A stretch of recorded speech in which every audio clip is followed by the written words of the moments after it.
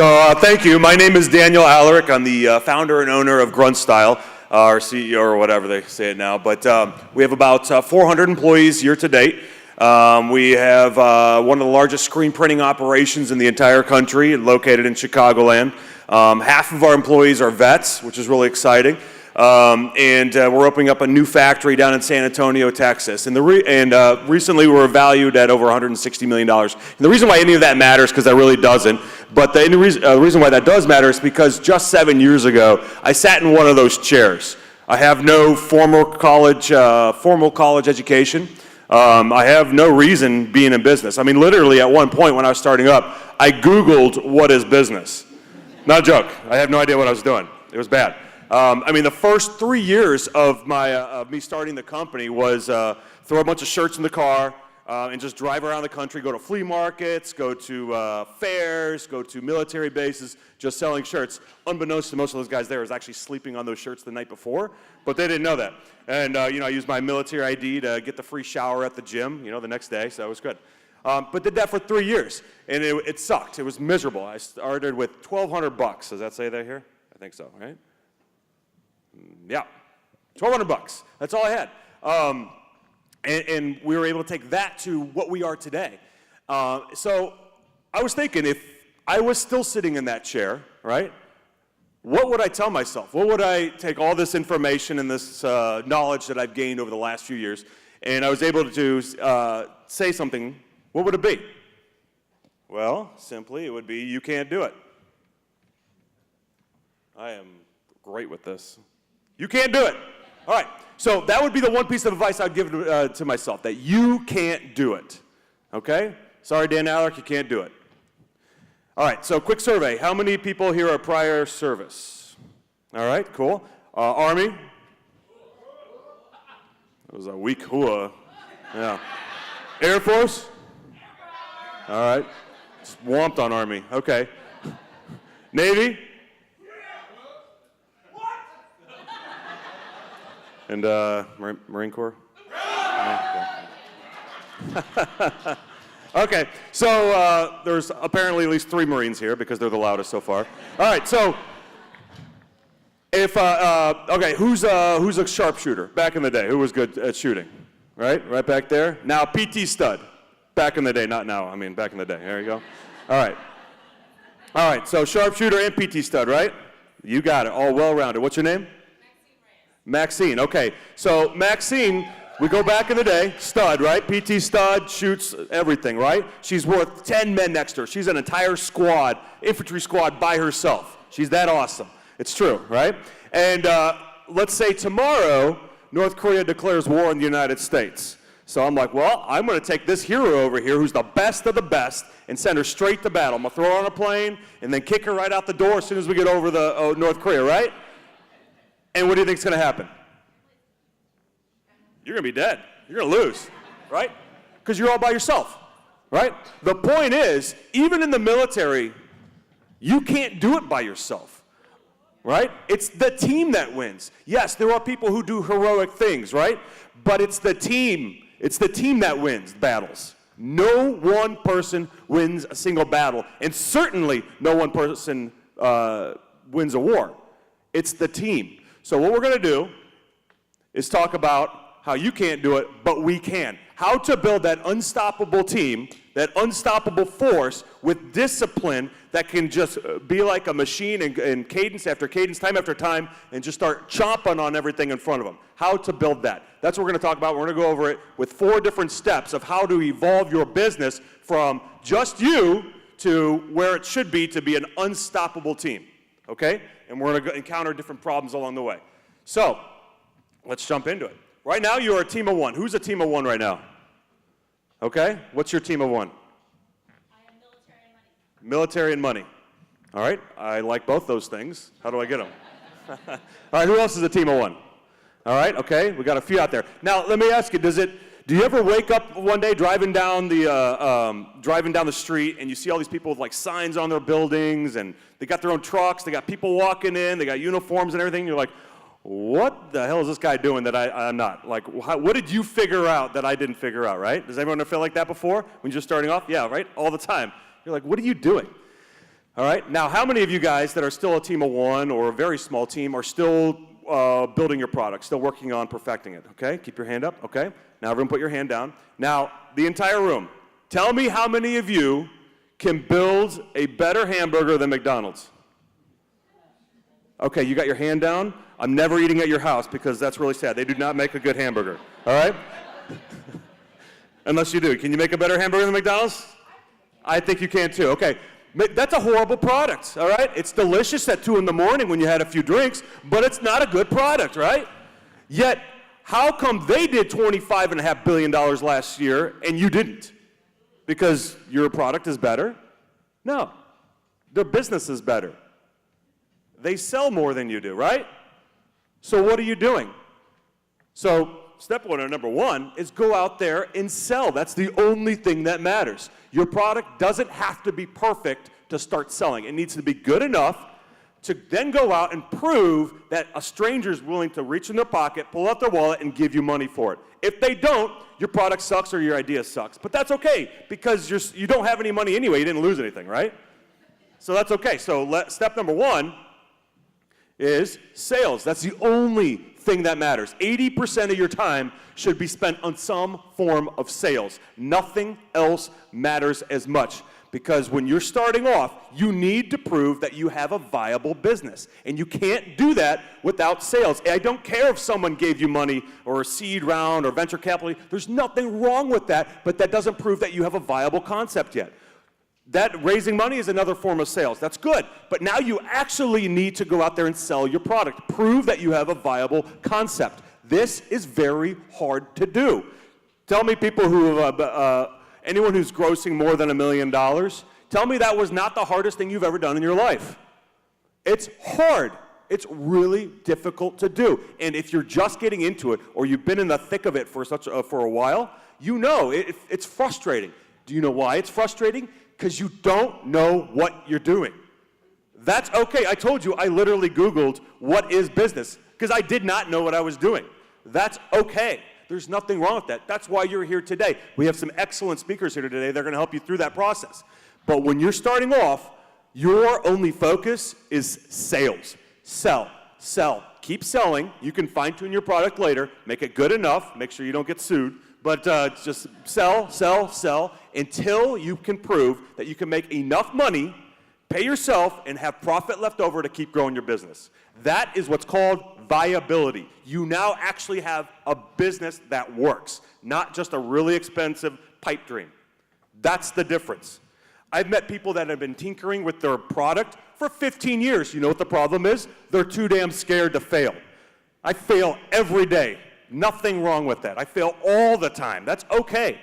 Just get back up and try it a different way. You're stupid if you keep making the same mistakes. Okay, we all know that, right? And I'm pretty dumb sometimes too. That's okay. But don't make the same mistake twice and just go out there and don't be afraid to fail. Think about what's the worst that can happen. I had $1,200. What's the worst thing that can happen? Well, that was all the money I had, but who cares? I just left the drill sergeant field, whatever, sleeping in my car. I didn't care. I'm like, what's the worst that could happen? I'm going to sleep on the street? That sounds comfortable. It's a lot better than that, some sort of rat nest or spider nest, right? In the field, right? So the only thing that matters is sales. So let me flash forward how we evolved out of this process. So 2012, I've been doing this for 3 years after sleeping in my car. My lovely wife turns to me, her name is Liz, and she's like, Dan, don't think this is working. And I'm like, well, I think it is. She's like, well, we've almost gone out of business 12 times, so it's not working. I'm like, okay. Because she's like, hey, it's time to shut it down. I'm like, well, okay. Well, we have our first trade show coming up. It's in Las Vegas. I got a great feeling about it. I think this is going to be successful. And she's like, okay, what does success look like, Dan? I'm like, $6,000. We're going to do $6,000 at the show, and if we can do that amount, that's the sign from the heavens that we should be in business. And she's like, okay, great. And then I said, okay, great. You're coming with me, too. And so we didn't have much money, so we packed our bags. We jump on one of those econo flights or whatever when you're sitting in the back with chickens. And then we land, take the free shuttle to the hotel, and then we walk about a mile and a half to the nearest grocery store. And we buy a jar of peanut butter and a loaf of bread. And that's all we ate for the next 2.5 days. We weren't poor, we were just broke. You guys know the difference? Right? So that's all we ate for the next 2.5 days. I'm sure she had one Groupon. We used that ticket. And we hustled the entire show. She would walk around the show trying to bring people to the booth, and I'd try to close them. Here, we actually have a picture here. Boom, that's us. So that's actually the show that we're at. And we also had some Reese's peanut butter cups in front on a little dish, and that was kind of our lunch. So it was that's all we ate. There was a jerky guy next to us. He was very kind. Anyway, gave him some shirts, got some free jerky out of it. And that's all we did. So after the entire show, we jumped back on the plane, and I started tallying up the receipts. And if you remember, the signs from the heavens was how much? $6,000, right? So I'm tallying up the receipts. Now my wife passes out because she's exhausted. We're both exhausted. And I'm tallying up the receipts, and it was $6,200. It was just enough to be really depressed about staying in business. If that was a sign from the heavens, it was like an 8-point font, like on the corner. It was not a very big sign at all. And I was like, my gosh, why is this so hard? Why is this so impossible? So I pull out a yellow legal pad, draw a line down the center of the page, and I write down everyone in business that's better than me, which was a very long list. And then I write down what they're doing that I'm not. Okay? So, for example, this company was posting twice a day on Facebook. This is 2012. And I'm posting twice a week. That's free. I can do that. They're clearly better than me. I'm going to do that. This company over here is releasing 3 products a week. I can't afford that, but I can afford 2 products a month. So, and it didn't matter what industry it was or what the business was. I mean, they could be selling pipes. All I knew is they were better than me, and they're doing something that I'm not. So I'm going to figure out what that is. Think about it. If you're running track, right? Which obviously I don't. So I prefer the sit-down exercises. No, I'm just kidding. If you're running track, and if you want to be in first place, who do you follow? First place, right? If you want to get better at push-ups, are you going to listen to this guy, maybe this guy over here who does 80 push-ups on his fitness test, or this guy over here who calls in sick every day? Who are you going to talk to? You're going to talk to the winner, right? Follow the winners. That's how you get better. Until you're in front, you follow the leader. So, moving on, after you get out of that phase, you hit about $1 million in sales, you go to step number 2. You start building your team. So, preview that yet, but so at this time we start growing. So January that year we did 2012. We did like $8,000 in sales, right? Which was good money for us at the time. By December that year, we did in 1 month $64,000 in 1 month, which was life-changing for us. We're like, oh my gosh, we arrived. But at that time, I'm working all the positions. I'm designing, I'm selling, I'm marketing. I finally still worked as a personal trainer in the morning, and I'm doing everything. I would stay up till 3 in the morning, hot pressing shirts, watching reruns of Judge Judy. I love that woman. But I did everything. So how do you evolve past that? Because you're only one person, so you start building your team. So the way to build your team is very, very simple. You take all the functions that you do on a daily basis, right? I'm shipping them, all right? I'm running the finance, I'm doing the social media, I'm doing production, customer service. You call me at 2 in the morning to give me $20 to buy a product, guess what? I'm taking your phone call because that's what I'm here to do. But you take all these and then you start hiring yourself out. You start firing yourself from that key position, that function, and you replace it with somebody else. Hey, you're doing my social media. This is all I do every day. This is what you're doing now. Okay? Everyone now becomes, simply put, an extension of your will. That's it. You're in the middle, all right? Imagine if you had 8 arms like an octopus, you're spinning around, and you just got your hand on everyone around you, and you're telling them what to do. This is not too much unlike a team leader in the Army, right? If you're a team leader in the Army, you have all these brand new Joes around you, brand new privates, and they're going to do exactly what you tell them to because that's how they measure success, is what you tell them. Hey, yes, good job. Hey, no, bad job. You're doing this. This is all you're doing, and just focus on this. Stay in your lane, okay? Everybody is going to be an extension of your will. That is how you start building your team. Now, you can do that when your company gets to about $1 million plus. You can go to $2, $3, $4, $5 million just building your team. Everyone's an extension of your will. But then you're going to start running into a problem as soon as you get to that point. It is because progress is slowing, and big mistakes are frequently happening. And customers are noticing. And it makes you so angry makes you so angry. Come on. This is so simple. Just get the stuff out, or just answer this on Facebook. This is not hard stuff, but you can't figure out what's going on. So there is a remedy to this, and this is how we get into step 3. So you're going to go from that startup phase to your mom and pop shop where everyone's a extension of your will, all right? Now you're going to try to transform yourself into what's a small business. You're going to have to become a bit more professional, okay? So the way to solve this is you start building something called a team of teams, okay? I know the McChrystal book is fantastic, definitely read it. But in all honesty, though, think about it. When you're a squad leader or a platoon sergeant or a platoon leader, who are you in charge of? It's not 36 infantrymen or Joes or headquarters staff or whatever, right? It's not. You're in charge of the leaders who are in charge of them. Your team is effective because those leaders are effective. So you have to start building your team. So when you start growing, you go from that small mom and pop shop to a small business. You're a marketing guy who, hey, Joe, just give me Facebook likes and email addresses. That's the only thing that was important to us in 2013. So that's the only thing that you're going to do. Now he's in charge of the marketing guys. All right? He went from the Facebook dude or the email guy to the marketing guy now. Your fulfillment guy, your shipping dude, right, now is the fulfillment manager or the fulfillment leader. All right? You start transforming those. And your designer is now the creative director. They got all these professional titles that you didn't even know existed. Titles are free, by the way. It's a great way to pay someone. I made a mistake one time, so it was a mistake. No, titles have to be taken seriously, but I thought they were free, so I'm like, hey, whatever. Someone came out to me, like my third employee, and she's like, hey, can I be the VP of whatever? I don't remember. I'm like, I don't know what that means. Sure. She's like, can you put it on a business card? I'm like, of course. Little did I know she just wanted it on her resume when she moved on like 2 months later, but it's funny. Stuff you learn, right?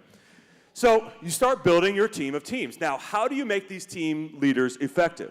Because Joe, our marketing guy, right, he just knew to get Facebook likes and email addresses. Now he's in charge of 2 or 3 guys. How does he become effective? Well, what you do is you give him 2 things. You give him a quantifiable goal and assets to accomplish the mission. Let's say, young lady, white blouse in front of me, yes. I say, listen, I want to go to Denver. And you say, awesome, let's do it. Perfect. So, and I'm like, okay, and now what? Now what happens? See?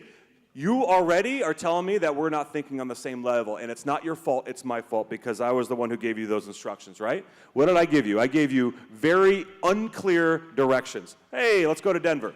Is that clear and concise? Does she know what success looks like? Of course not. But what if I said, young lady, I want to be in Denver tomorrow by noon with my backpack? You say, better get a quick flight, right? So I gave her a quantifiable goal, but you did a brilliant job, by the way. I got to put you on payroll. Assets to accomplish the mission. I never gave her any assets to accomplish the mission. So if I say, young lady, I want to be in Denver tomorrow by noon with my backpack, and I have $1,000 to spend. You can do it. Now you can do it, because I gave you the quantifiable goal and the assets to accomplish the mission. And if you are going to lead anybody that's a leader, you absolutely have to do that. And if you don't, you are now the problem. You are failing them because you did not set them up for success. They have to know what success looks like. And you have to give them the tools to be successful. The tools to be successful could be money, it could be people, it could be equipment. It's probably all 3. But if you don't give them those 2 things, you are failing them and they will fail the mission. That is why my customers were calling and complaining, because I didn't give them a quantifiable goal. I said, hey, you, get all the orders out. Well, what does that mean? Okay, let's change this. Every day by 5 p.m., any order that comes in by 5 will go out that day. That is the objective. That is what success looks like. You will do nothing else but accomplish that mission. Got it. See, that was easy, right? If you do those 2 things, you can grow your company very quickly. From a mom and pop shop to a small business. This is how you make team of teams. This is how you make leaders. Now, going to a small business to a mid-sized business. This is going to be one of your toughest transformations since your startup. All right? Everyone who is in the middle of their startup right now, raise your hand again. Okay, got it. That is the toughest thing about starting a business. That's it right now. Because you don't know what you're doing, you've never done it before, it just sucks. Everything sucks. Even if you have to start again while knowing what you're doing, it's still really, really hard, right? Because it's like a freight train. You need all this momentum to go forward. But there is another phase that is nearly just as hard. Not quite, but it's going from from small to mid-size. It is very tough to do. Now, depending on your industry, this is usually around 25 million plus annual in income. But it's very, very difficult to do, and let me tell you why. Because your leaders are now the problem, right? They're not getting the job for. I just told you what success looks like. I gave you the tools, and you're still not getting it done. Now we have another problem. But until you can do this fourth step appropriately, you'll never cross over to that mid-sized company and be successful, all right? And it's real simple. So about a year and a half ago, I was in Tinley Park, which is outside Chicago, at a trade show. And I wanted to check on my team. And so instead of calling on a cell phone or the Voxer app that we use for everything, I just called our 800 number. I just want to check on our guys. We're very anal about customer service. We take it very seriously. So I just called in. And we don't have any fancy automation on our customer service. It's very straightforward. It's thank you for calling Grunt Style, blah, blah, blah. If someone doesn't pick up right away, I'll say your hold time is, 1 minute or 2 minutes or whatever. So I pick up. It says your hold time is now 70 minutes. I was like, what? 70 minutes? Nearly dropped the phone. All right, so I hung up. I'm like, there's a mistake. The system, I got some buggy system or whatever. So I call back. I'm like, let me get the real number. 71 minutes. I'm like, okay. All right, now this time, I'm thinking, either you're madly in love with us, and you just want to, oh my gosh, I can't wait to call Grunt Style. I'm going to hang on the phone for 70 minutes. This is exciting. Or you're probably really angry about something, and every minute just makes you a little bit more angry. Oh, now I'm definitely waiting now. You're going to hear this. So it's probably the latter. So I drive a little bit faster to get back into our building, and as soon as I walk in, I went almost like half General Patton, half Rambo, kicking in the door. I'm like, I want 3 guys from marketing over here. Sit on these phones right now. You 4 are doing emails until your fingers bleed to death. And then I take my entire senior management, all my senior leaders, and I said, next 24 hours, you'll do nothing but write email response. You're going to feel every single one of these customers' pain because you're not getting the job done. You're all going to feel it. And then I go up to my squad leader in charge of customer service. I put a big dashboard with digits and numbers all over it. I'm like, I'm going to watch you every 10 minutes. Every 10 minutes, I'm watching you. I'm going to see where your numbers are. And if these aren't going down, I'm going to crush you. You're done. So I let them know that they were all on notice, right? And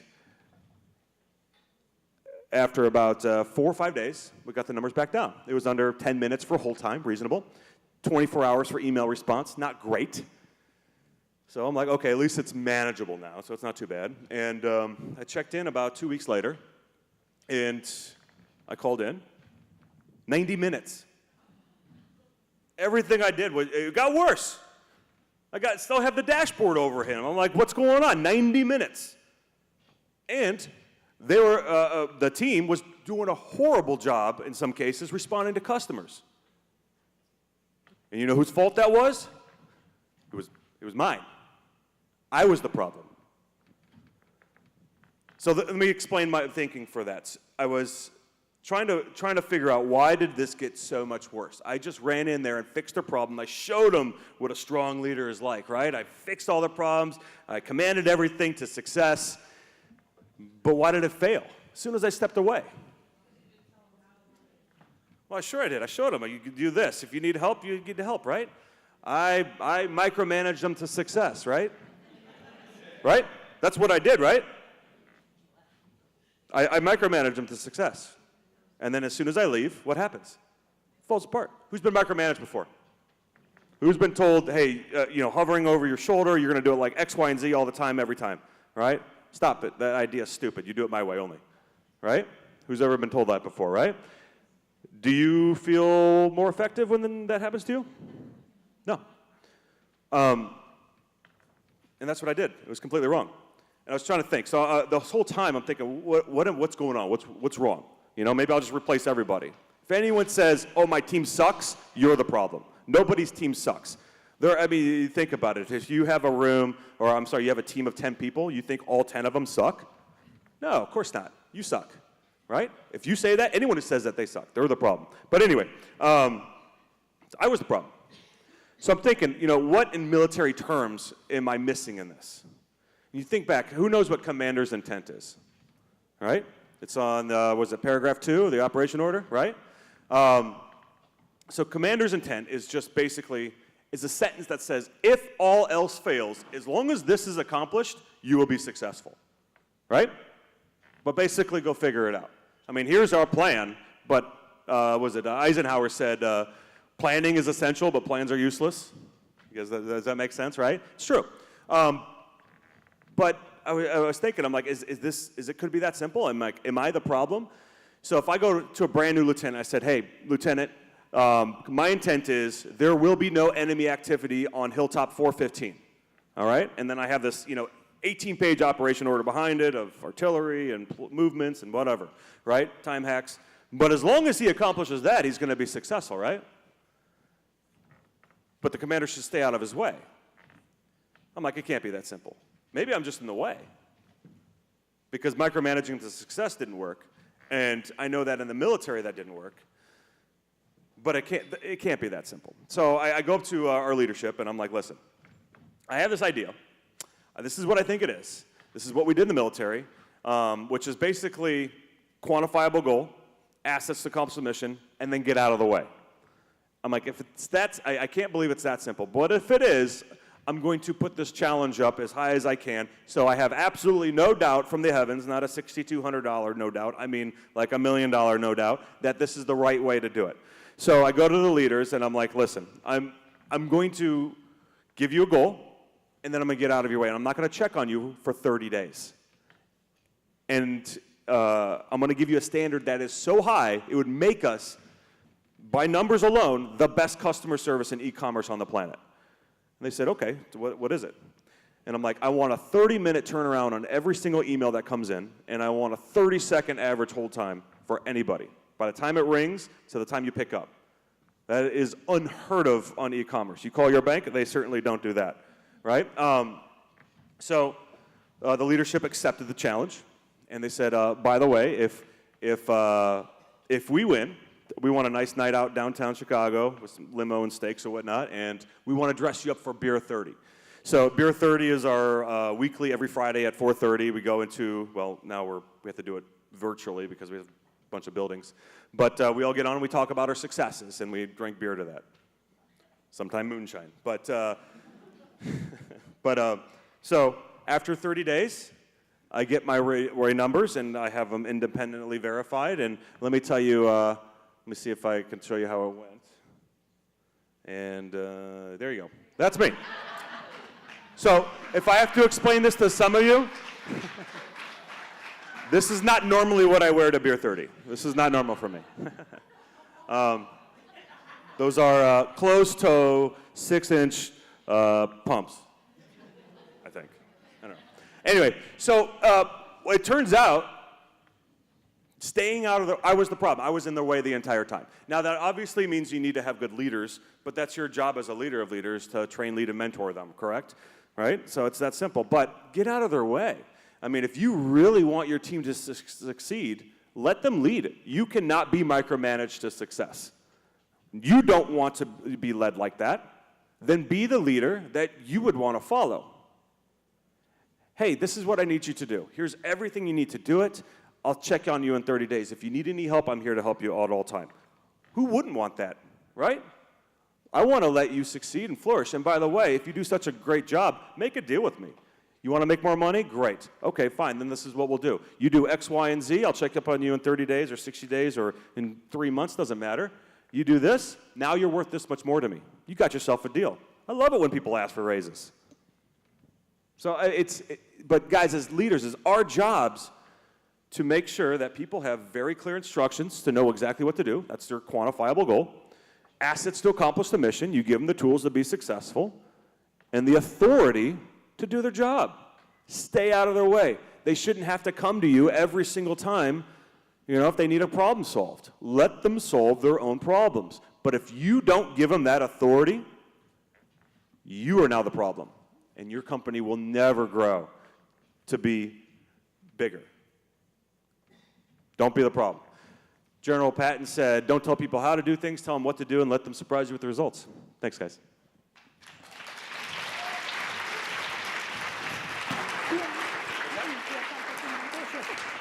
Awesome. So we're going to just take a few questions for Dan. Anybody else have a question out there? Right over here.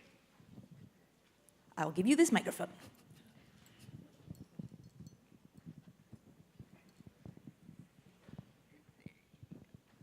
So, okay, I think you've answered my question, but have you found, if you're in, say, startup and then maybe beyond, small business, higher revenue phases, that giving people the authority to, act on their own has helped retain some of your highest performers?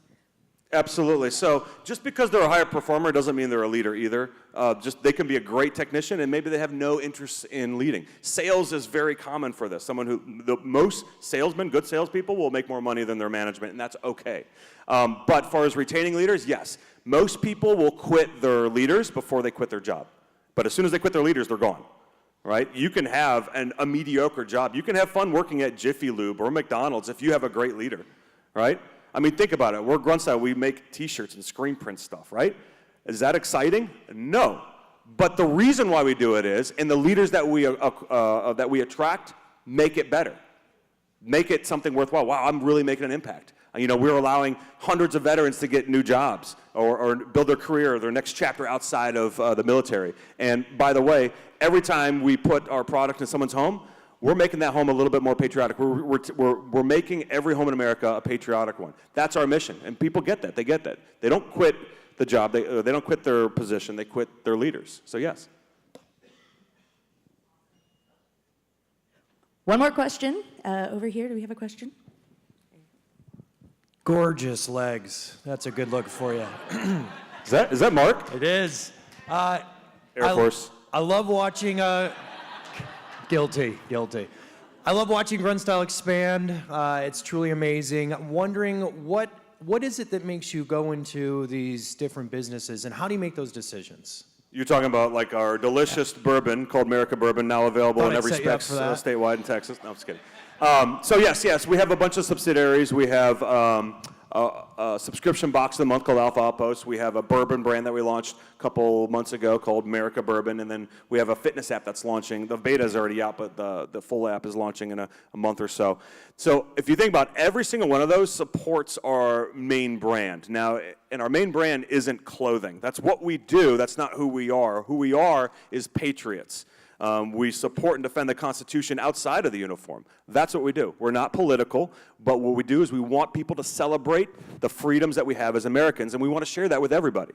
We sell our products by request in 2 stores in Vietnam. Tell me how crazy that is. I'm like, never mind, I don't want to go into that. But they like our brand because we're their American brand. We mean America to them. And that's what we're trying to do. So all the sub-brands are meant to support that. Pride in self, make yourself a better version of yourself. So we came up with our fitness app, which is basically a drill sergeant in your pocket, right? Hey, F you, this is what you need to do to be successful. You will do this, otherwise I'll yell at you. That's all it does, all right? It gives you everything you need to do. It tells you exactly what to work out, exactly what to eat, and when to do it. And if you don't follow the instructions, it'll like, hey, come on, dummy, do it. Do better. So same thing with our bourbon. It's meant to celebrate freedom. It's made through different states all over the country. It's not just made in one state or one distillery. It's absolutely delicious, by the way. Who's tried it? Delicious. Oh, yes. And then our subscription box. It's basically taking what I was as a drill sergeant, teaching people how to do things outside of what they normally do. And we put it in a box every month, and we tell you how to do this cool stuff. It's fun. Plus, it's usually items that their spouses would never let them buy anyway, and we just send it to you. But yes, thanks, Mark. Yeah, so everything supports the primary mission. That's it. We don't do anything that's overreaching. Awesome. Thank you so much, Dan.